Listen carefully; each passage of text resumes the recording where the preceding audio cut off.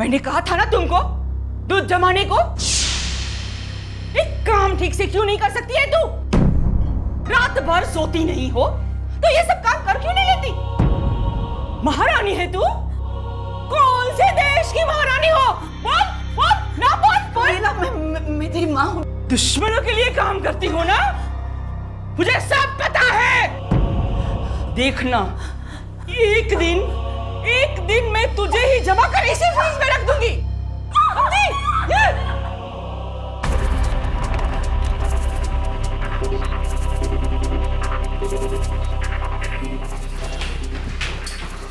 खोल खोल दुकान, जल्दी खोल। माँ, और एक बार रोब जताया ना, वहां से आ गया, वहां से। लाल मिर्ची में डुबो कर बोतल में बंद कर दूंगी। सच।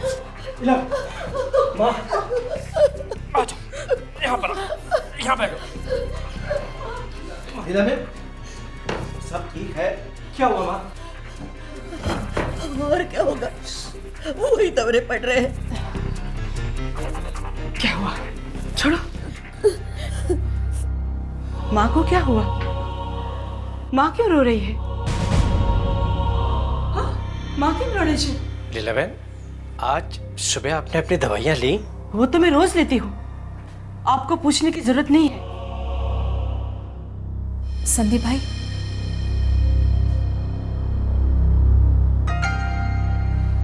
लीला बेन, शायद आप दवाइयाँ लेना भूल गई है। मैं पानी ले आती हूँ, अभी ले लीजिएगा। अभी ले लीजिए। इतना अच्छी बनकर नाटक मेरे सामने मत कर, समझी? अगर मैंने दवाई नहीं ली है तो क्या तू मुझे सिखाएगी दवा किस तरह से ली जाती है? पानी के साथ, हाँ? करके। लीला बहन, आप क्यों छोटी छोटी बातों पे इतना अपसेट हो जाती हैं? पहले तो तुम अपनी पत्नी से कहो मेरी किसी भी बातों में दखल ना दे। ये सही बात नहीं है लीला बहन, हमें माँ की और आपकी बहुत चिंता लगी रहती है। हाँ लीला बेन, आपको मैंने कभी ननद नहीं माना, हमेशा बहन की तरह माना है। और माँ, आपको मैंने कभी सास नहीं माना है, हमेशा अपनी सगी माँ की तरह प्यार किया है ना? दूर से करना ये सब प्यार व्यार, पास आएगी ना तो ककड़ी की तरह छिलकर रायता बनाकर रख दूंगी, समझी? दफा हो जाओ तुम तीनों यहाँ से। जाते हो कि नहीं? जाओ।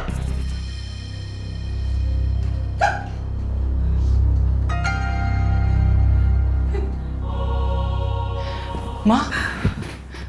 लीला गढ़वी मानसिक रोग स्किज़ोफ्रेनिया से पीड़ित थी। वो अविवाहित थी और अपनी मां कांता गढ़वी के साथ रहती थी। कांता गढ़वी का बड़ा बेटा संदीप उसी हाउसिंग कॉलोनी की दूसरी बिल्डिंग में अपने बीवी बच्चों के साथ रहता था। कांता गढ़वी का छोटा बेटा दीपेन और उसकी पत्नी रूपा उसी बिल्डिंग के दूसरे flat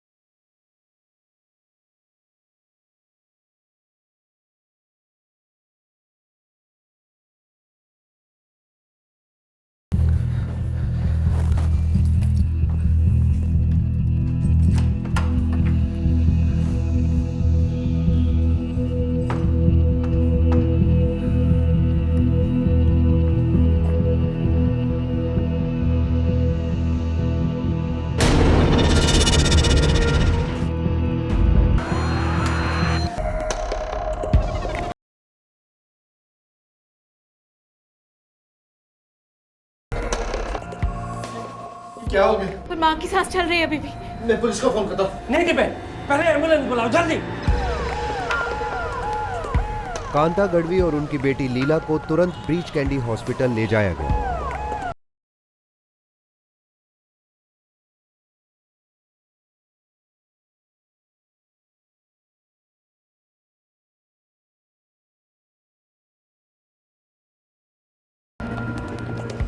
sorry, she is no मोर। इनकी डेथ हो चुकी है। केवल घोषित दिया गया।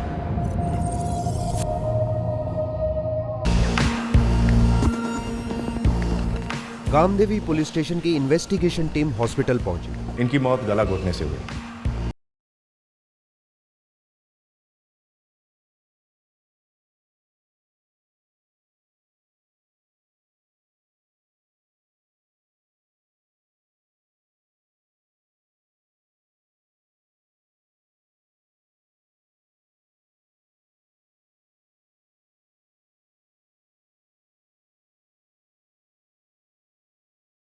गहरे हथियार से हुआ।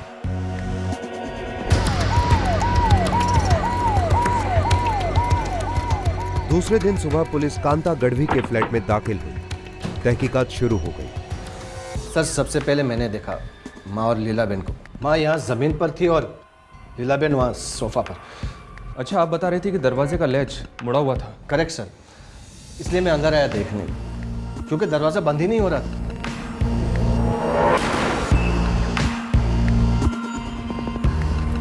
घर से कुछ मिसिंग है? जी नहीं इंस्पेक्टर साहब, सब कुछ चेक किया, सारी चीज़ें जो कहते हो।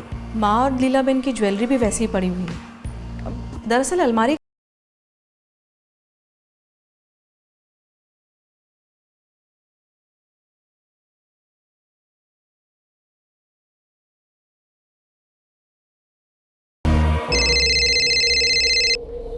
Yes doctor. Postmortem report complete हो चुकी है। मिस लीला गाडवी की मौत हाथों से गला दबाने की वजह से हुई है। कितने बजे हुई होगी? मतलब कल दोपहर 3:04 के आसपास।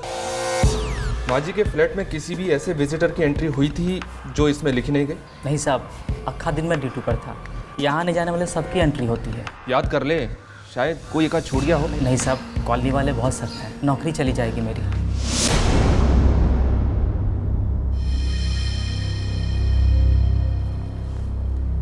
ये दरवाजे का लैच मुड़ा जरूर है, लेकिन फोर्स एंट्री नहीं है। बाय द वे, कल दोपहर 3 और 4 के बीच में आप दोनों कहाँ थे? सर, हम दोनों फैमिलीज बाहर गए थे, एक फंक्शन अटेंड करना था। किस समय निकले थे आप लोग? जी तकरीबन 2-2:30 बजे। संदीप भाई 2:30 बज रहे थे, मुझे वक्त याद है। दीपेन जल्दी करना, तो हमेशा लेट होता है।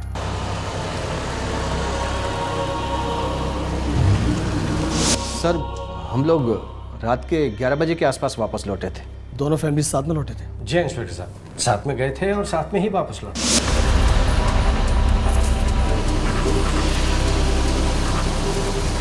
जी मैं बगल वाले विंग में रहता हूँ। सर, हम लोग माँ के फ्लैट से 2 फ्लैट ऊपर रहते हैं। हम लोग ऊपर जा ही रहे थे कि मैंने माँ के घर का अंदर का दरवाज़ा खुला देखा। मैं डुप्लीकेट चाबी लाया और दरवाज़ा खोलकर अंदर आया और दोनों को देखा। फिर क्या हुआ?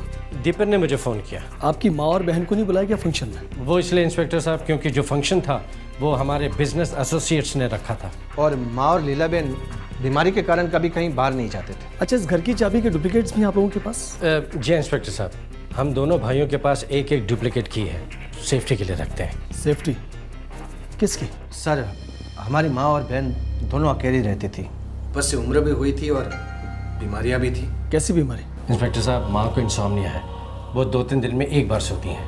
और लीला बहन तो मेंटल पेशेंट है, स्किज़ोफ्रेनिया उन्हें। उन दोनों के बीच में कैसे रिश्ते थे? सर, काफ़ी झगड़े होते थे। कभी कोई हाथापाई हुई? मेरी ननद को जब दौरा पड़ता था तो वो आपे से बाहर हो जाती थी और कई बार उन्होंने माँ को जान से मार डालने की धमकी भी दी थी। पर जान तो उन्हीं की गई और आपकी सासू माँ बच गई। अच्छा, आप लोगों के अलावा इस घर की चाबियाँ और भी कोई इस्तेमाल करता है?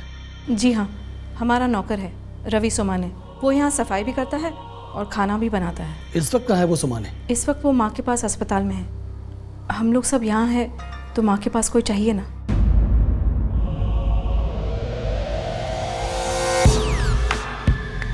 साहब, दीपेन भाई, रूपा बहन और बाबा जब घर से निकले तो मैं घर पर ही था। तू लीला बहन क्या खाना बनाने जाता था? जी सर।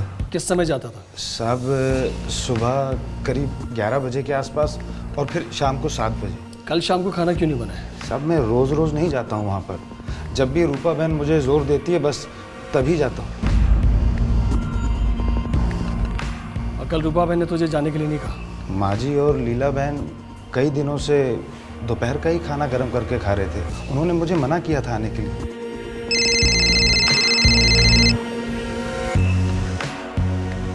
हाँ बोल। साहब फ्लैट कांता बहन के नाम पे है। और लड़कों के फ्लैट्स? साहब वो उनके अपने अपने नामों पे है। कितनी कीमत होगी माँ जी के फ्लैट की?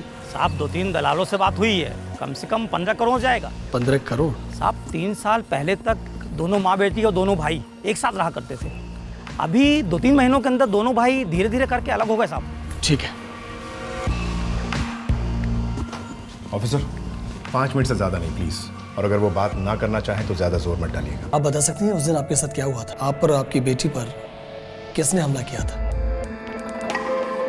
कोशिश कीजिए। कौन था जिसने आपकी ये हालत कर दी और आपकी बेटी का मर्डर कर दिया? बताइए, कौन है आपकी बेटी का कातिल?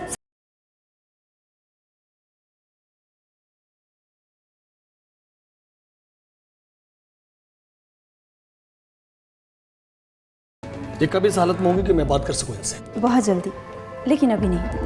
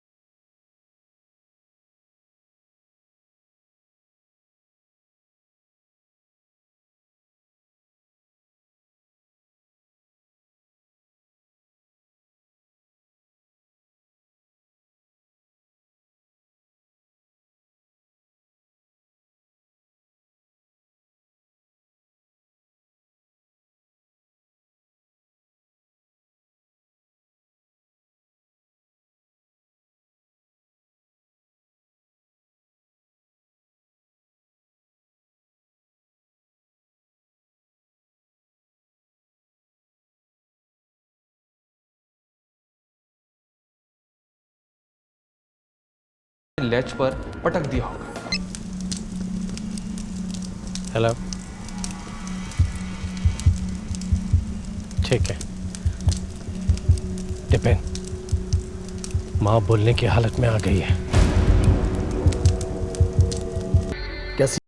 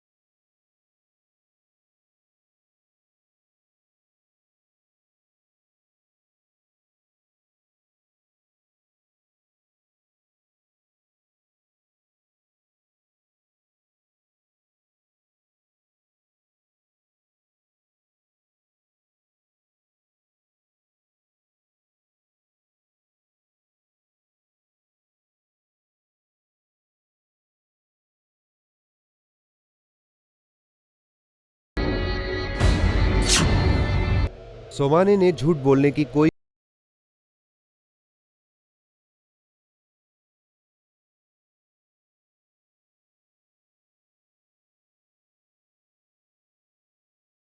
रूपा बहन और बाबा जब घर से निकले तो मैं सीधा माँ जी के घर चला गया साहब। रविवार की दोपहर थी साहब। मुझे पता था बिल्डिंग में सब सो रहे होंगे।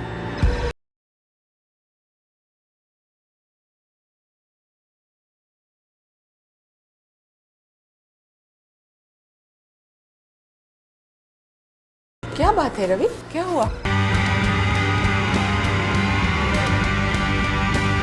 रवि, क्या किया तूने मेरी लीला को? क्या किया तूने मेरी लीला को? मुझे लगा दोनों खत्म हो गए और मैं वहां से भाग गया।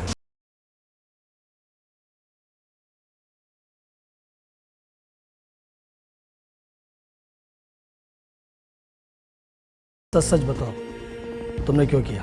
मुझे जबरदस्ती ये काम करना पड़ा साहब। किसने की जबरदस्ती तुमसे? रूपा बहन ने। रवि, ये तो सिर्फ 7,000 है, बाकी के 23,000 कब दोगे? थोड़ा थोड़ा करके लौटा दूंगा मैम साहब। तुमने मुझसे 30,000 मांगे, मैंने दिए। तुमने आज तक का वक्त मांगा, मैंने दिया। और आज तुम मुझे सिर्फ 7,000 थमा रहे हो। मुझे पूरे 30,000 चाहिए, अभी के अभी।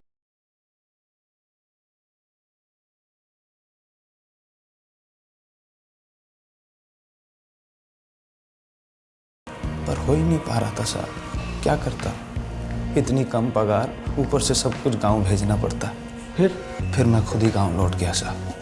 परेशान हो गया था मेम साहब के रोज रोज के ताने सुनकर। सोचा था कभी वापस नहीं लौटूंगा, लेकिन रूपा बहन मेरा पीछा छोड़ने को तैयार ही नहीं थी। धमकाती थी साहब, रोज रोज फोन करती थी।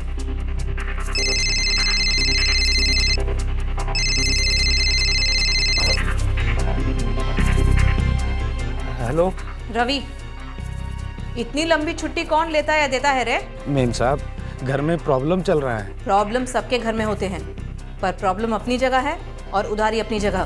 दया करो मेम साहब, मैं गरीब आदमी हूँ। और मैं बहुत बुरी। चुपचाप कल काम पर लौट आना, या तो फिर पैसे भिजवा देना। और अगर तूने ये नहीं किया तो मैं तेरे गांव पुलिस भेजूंगी। फिर पुलिस ही तुझे समझाएगी कि मेरे जैसी औरत के साथ फ्रॉड करने का क्या मतलब होता है, समझे? मैं चुपचाप काम पर लौट आया साहब, पर मुझे पता नहीं था साहब उसको मुझसे क्या चाहिए। रवि जी मेम साहब। मेरे 23,000। मेरी पगार में से हर महीने थोड़ा थोड़ा काट लेना मेम साहब। चल छोड़, माफ किए तेरे पैसे। सच मेम साहब? मेम साहब, आपने मेरी जिंदगी बचा ली मेम साहब। जिंदगी के बदले जिंदगी। क्या मतलब मेम साहब? मतलब ये कि तेरी एक जिंदगी के बदले 2 जिंदगियां। माँ और लीलाबेन दोनों को खत्म करना होगा। क्या मेम साहब? चिल्लाओ मत, वरना तुम्हें हमेशा हमेशा के लिए खामोश कर दूंगी। देखो, ये काम मैं किसी और से भी करवा सकती थी, मगर मुझे उसको पैसे देने पड़ते। तुम्हारे पास मेरे पैसे ऑलरेडी पड़े हुए हैं ना, और तुम भरोसे की आदमी भी हो, तो जल्दी से दोनों को ख़त्म करो। मैं तुम्हारे पिछले पैसे भूल जाऊंगी, ऊपर से और पैसे दूंगी, बख्शीश। कई दिनों तक मैं डरता रहा साहब, हाँ बोल ही नहीं पाया। लेकिन रूपा बहन ऐसे आसानी से किसी को नहीं छोड़ती साहब। ये ले तेरा एडवांस, और काम पूरा होने पर और मिलेगा। इतना कि ज़िंदगी भर तुझे किसी के यहाँ नौकर नहीं बनना पड़ेगा। लेकिन हाँ, अगर तू ना बोला तो ज़िंदगी भर मेरी नौकरी से छुटकारा नहीं पा सकेगा। 2 मिनट में सोच ले। साहब, मेरे पास कोई रास्ता नहीं था साहब। मैंने जो कुछ भी किया साहब अपनी जान बचाने के लिए किया साहब।